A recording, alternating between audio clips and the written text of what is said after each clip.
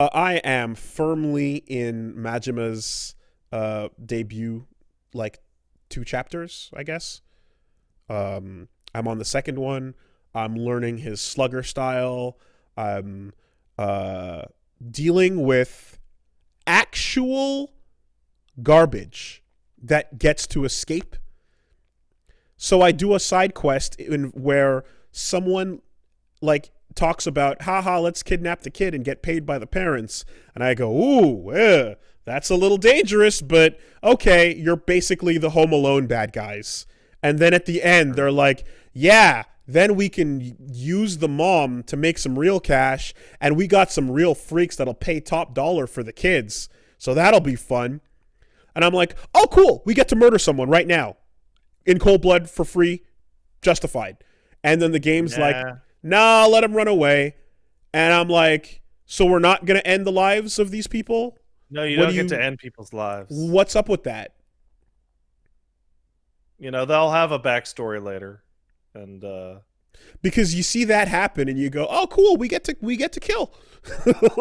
We get to rip and tear right now. And then it's like, nah, let him run away. And then do the like, oh, them scumbags. Off to jeez. Off to find another child, you know? We'll get him next time. What? Yeah. So I'm not down with that necessarily. Listen, you got to talk to people about taxes. Yeah, exactly. Yeah.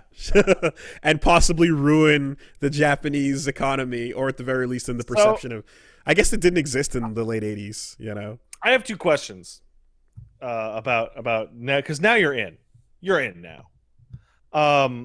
One, how wild is it walking around Sotenbori? Isn't that just fucking crazy?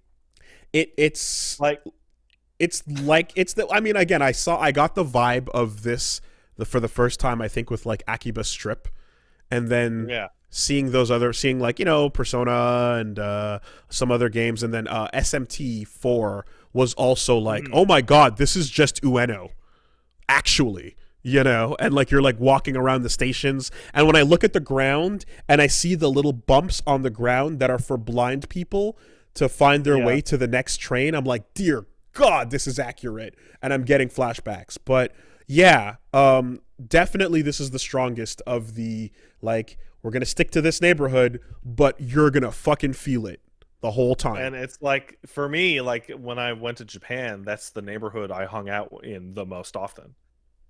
So okay, like, for me it wasn't. It's just like, oh man. For me it wasn't, but we did do Kabukicho a couple times specifically to get to Black Hole, to get to Robot Restaurant, to get to the Sega land. So, you know, more than familiar with the corners and the back streets. It's crazy. And like the part where you turn off into an alleyway that leads to a mini micro neighborhood, you know, and you're just like, oh god, the lighting got worse. That sewer got dirtier. This little empty parking lot with this car parked in it where someone lives behind all the hustle and bustle. You know it's real, you know? What I find particularly funny is the moments where I feel like, is it Sato, the director? No, it's not Sato. That's the generic name. I forgot the direct of Yakuza. What's his name? Nagoshi. Okay, so I feel like there's times where he's using the game to criticize or make a commentary about some bullshit he hates in Japan, right? Oh, so yeah, that's like that's what it is. Like the taxes thing is just him complaining about taxes through Yakuza. There's the game is constantly just talking to you. Yeah, what was it? There was a part where, when Majima goes to the rival hostess club and is talking about like the low quality hostess clubs and the problem with girls that don't know how to do the job properly. You're oh, this is coming straight from the director's mouth. If not him personally, somebody on the team that is like the expert. Yes. Someone has been very upset at a hostess club that did not do what he wanted and did not enjoy the experience, and he's basically turning his Yelp review into a scene 100%. in this game. 100%. You know, it's kind of crazy to watch because you can feel it Like emanating. huge parts of 7 are about like how pissed off people are at like moralistic anti-prostitution movements.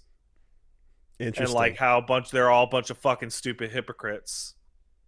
And it's like it's so obvious that the team is talking to you. But that exists in the same way that the fucking Buruseta girl who's selling her underwear, Kiryu is standing there going, "Hey, what's wrong with being a pervert?"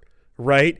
Kiryu stands there and defends you know, like perversion and says, "Hey, don't kink shame," essentially. But then also, if you keep it up, you're gonna get perfect blued.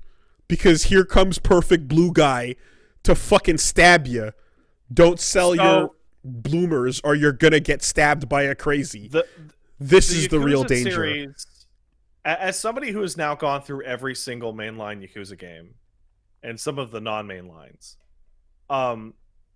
like you can talk about games being political. I would say that the Yakuza games are one of the only games I can think of that have like a definitive moral stance. Mm-hmm. And that moral stance is not my moral stance. It is very weird. Mm-hmm. It is all over the fucking place. It is confusing and it is inconsistent. Like what I'm able to conclude from that mission is, do not shame people who get boners, and the people who are in the business of creating those boners should not be there. Do not be high and mighty over the people who get the boners, but the people who are in the business of creating them might get stabbed for being in the wrong profession. So like, don't go down that road. like Woolie, I like to think I know you pretty well. The Yakuza games, let me just say, you know those sex traffickers that were going to steal the kids? Mm-hmm. What if they had a sad flashback? And you looked at them and you went, you know what? Those were hard times that you had to sex traffic those kids. You know what? You were the coolest kid sex traffickers. Okay. All right. So what that tells me... That happens a lot. What that tells me is that it's wider and more cross-cultural than I would have expected. Because certain times you hit on that and I go, is that just this particular crowd? You know what I mean? Like anything that happens that is appealing to the what's his name? Kirito stand-in sort of crowd, where it's like I am basically stand-in any man, Japanese student, you know, roughly teenage to perhaps early 30s. And I'm going to play this Dojin game, and I just want to be able to relate to the kid who gets his harem. And the kid himself doesn't really have to say or do much. It all just kind of happens to him. Whatever. I don't necessarily assume that the guy who makes Yakuza is that dude.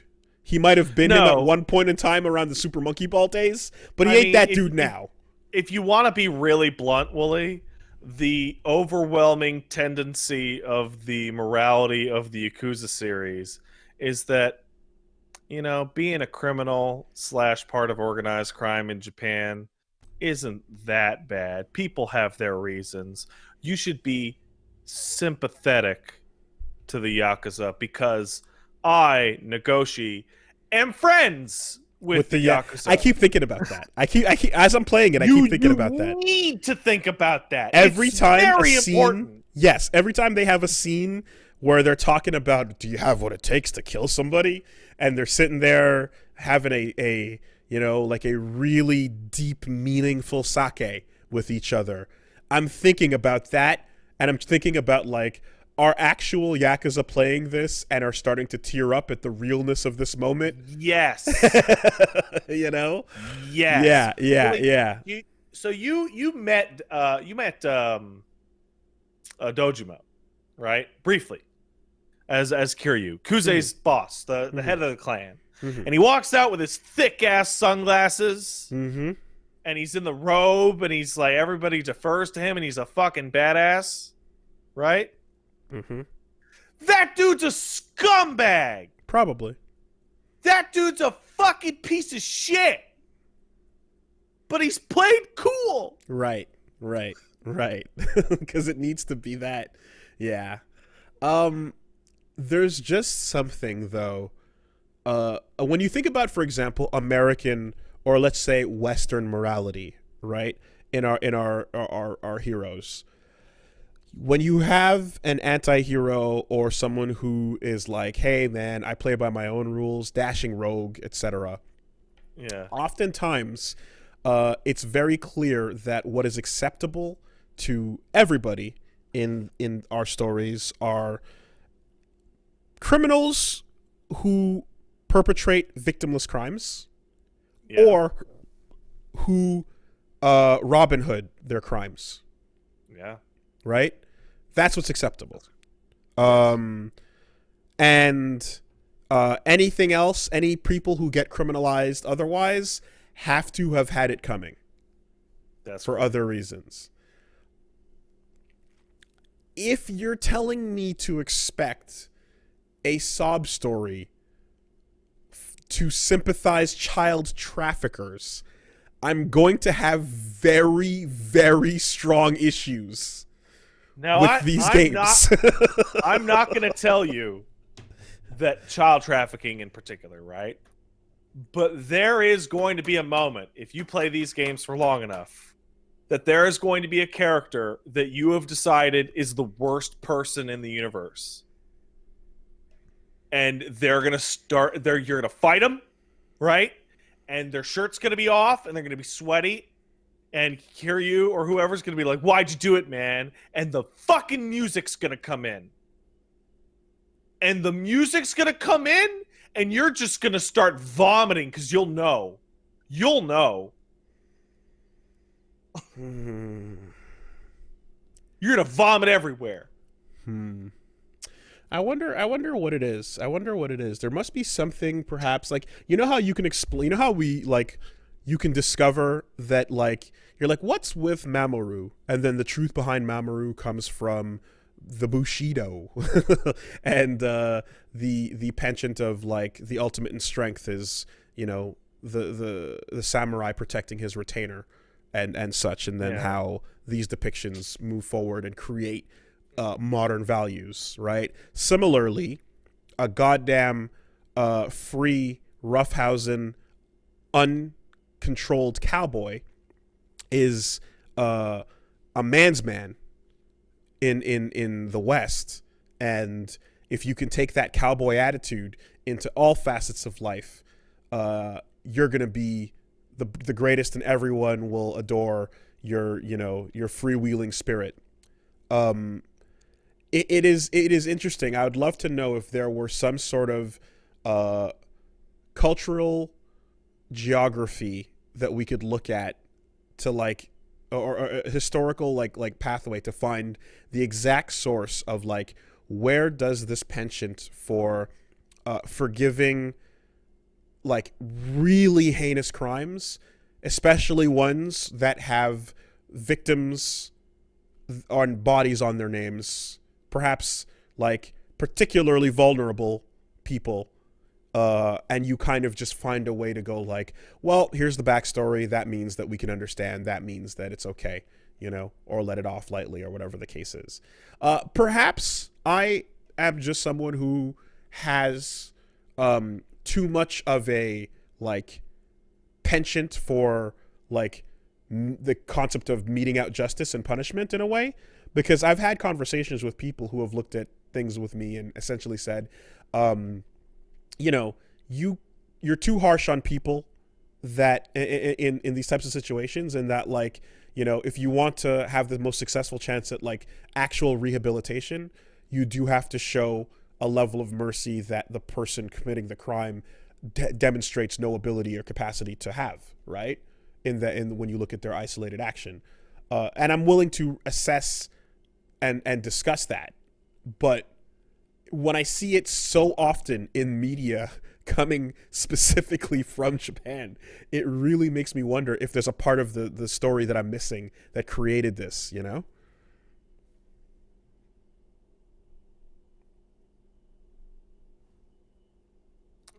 It's gonna be real fun talking to you about this game. Okay. Okay. That game's incredible. But it's also the most Yakuza game. I think probably the most interesting thing is that you'll see it. I'm particularly trying very delicately to perhaps open up the discussion to something besides the massive elephant in the room that is the obvious reason why the concept of forgiveness is very important. Oh, yeah. Oh, that's what you mean. Okay. Well, Nippon. no, we'll just, yeah, because of all that shit. Because of all that shit that happened. You what know, elephant? the one there's a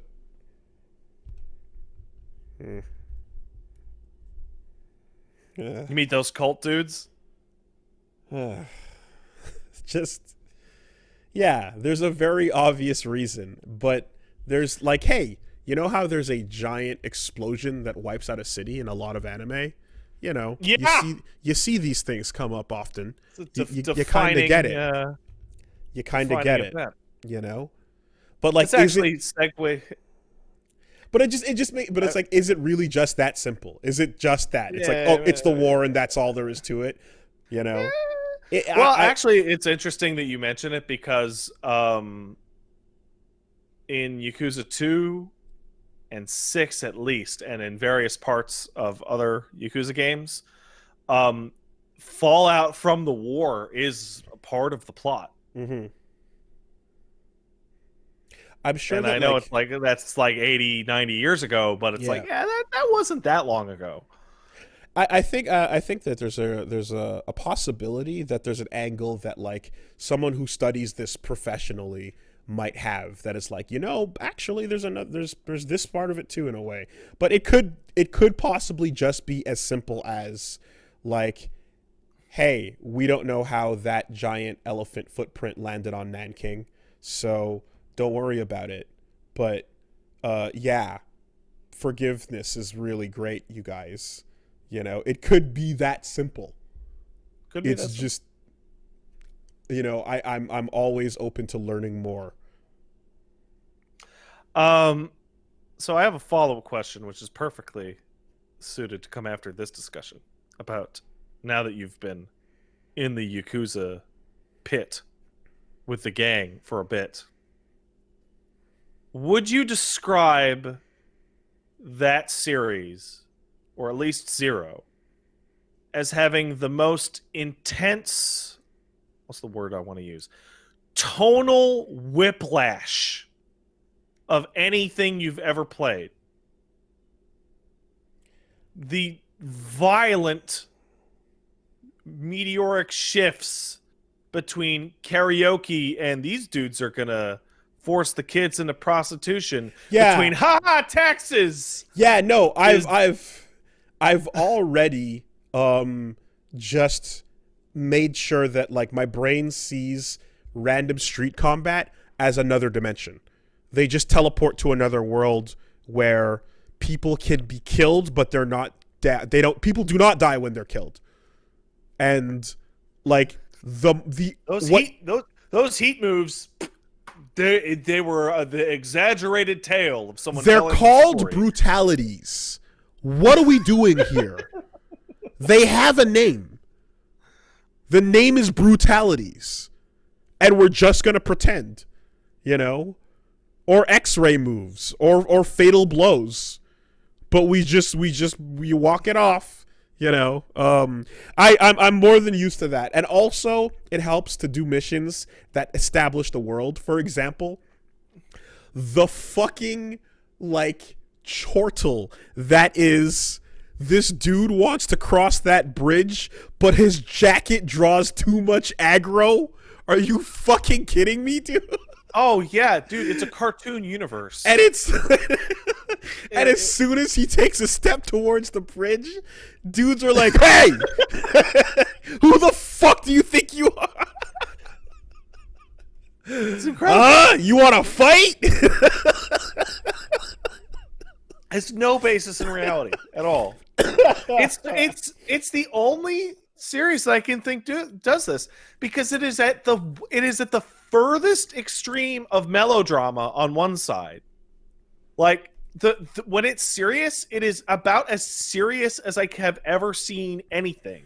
It is musicless, dialogueless, room noise cutscenes for 20 minutes, followed by actual Looney Tunes.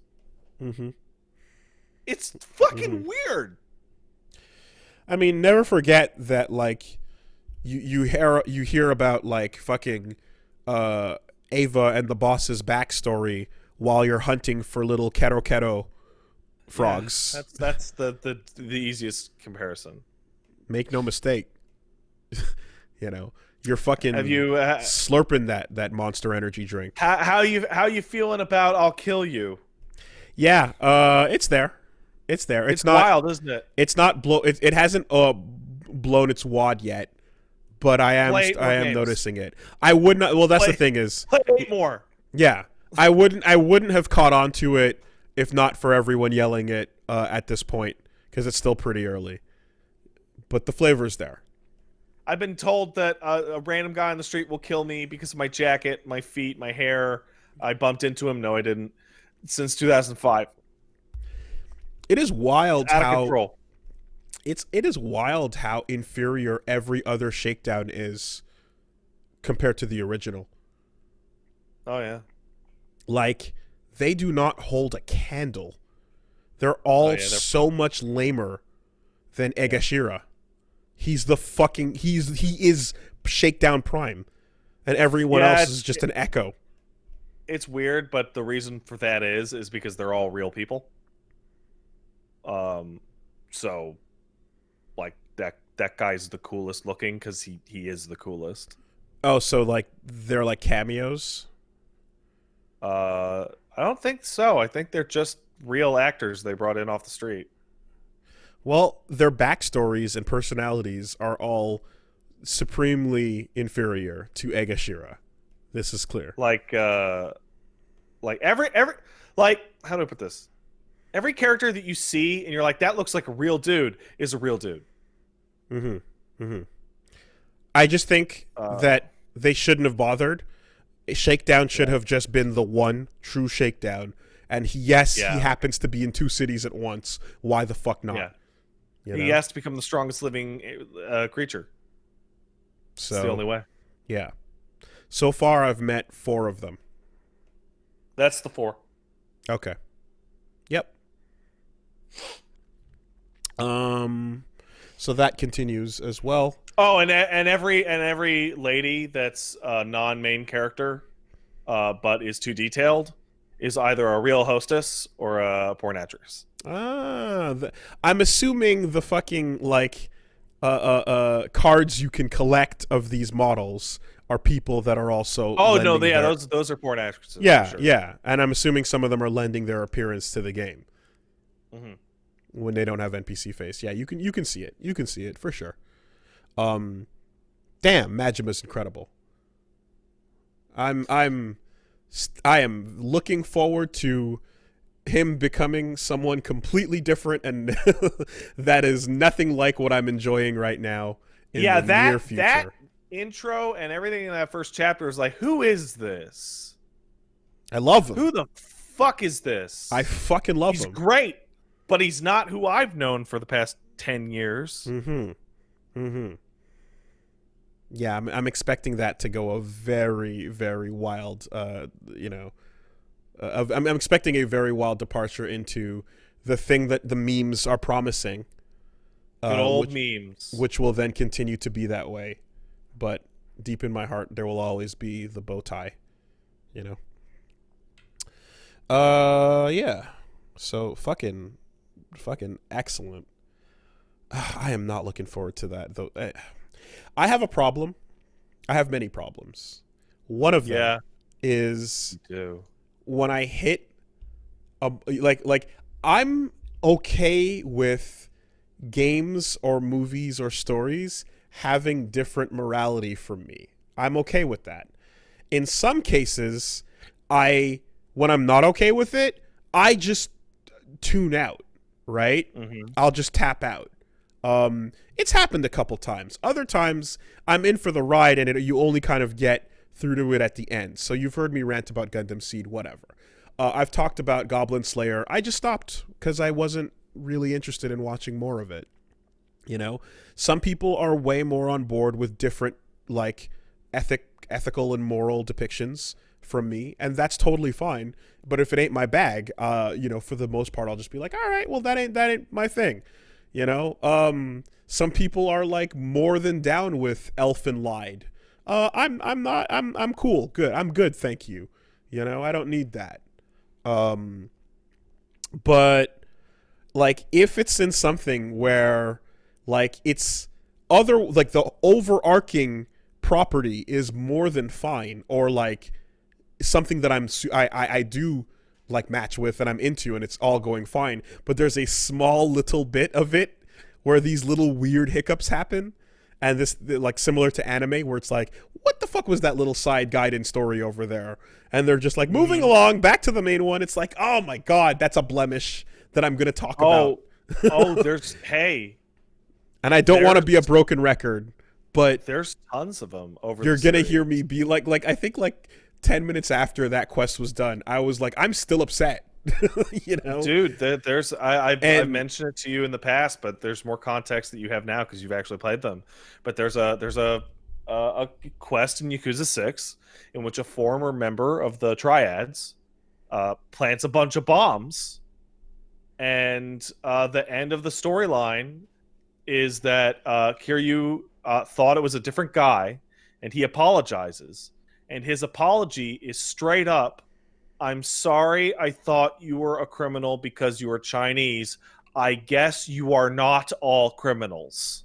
Jesus fucking And Christ. that's the Okay. apology. Okay. And then the actual evil Chinese show up, and you beat them up. There are 2 games in that series that the plot lines are that the evil foreigners are coming to. No, there are 3 games that the evil foreigners are coming to steal our jobs. Now, they're crime jobs in this particular case, but they're going to take our jobs. Well, that's the problem, is maybe in this world, Kiryu is not wrong to think that, because the depiction so far is pretty, like, conclusive, He's dealt. Okay, he's dealt with a lot of.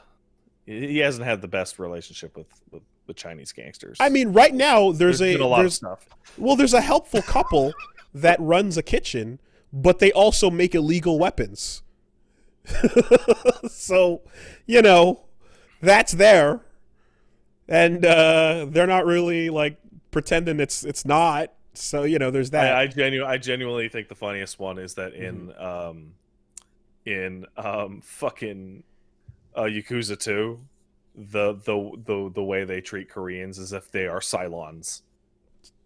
Like I have said the word secret Korean on my stream a bunch, and it never stops being funny, because like the plot centers around who could be a secret Korean. Who could it be? Could it be you? Yeah. Could it be him? Could it be Yeah. her? And it's like, So- holy shit, this shit's off the fucking chain. There's what also is interesting is like something that comes out when I having these discussions, because I noticed it in when I got to that part too, is that like in terms of just like some people like have some thoughts on these where they kind of go, fictional characters, Wooly. Who cares, right? Like, this is all you're overreacting Oh, to. that's such a lame bitch cop out. Do you want to break that down? Because it's the most. That's so fucking stupid. Can you like? Fictional characters can still act in ways that can be appropriate and contextualized towards the real world, especially fictionalized characters that act in a setting that is ostensibly the real world. No, you know what, dude? You're right. Fictional characters, who cares? We don't. Why are you even watching this? Let's just pop in a game and just, as things happen, just be like, oh, hey, yeah, cool, all right. Where does this go next? Oh, cool stuff. All right, yeah, interesting, huh?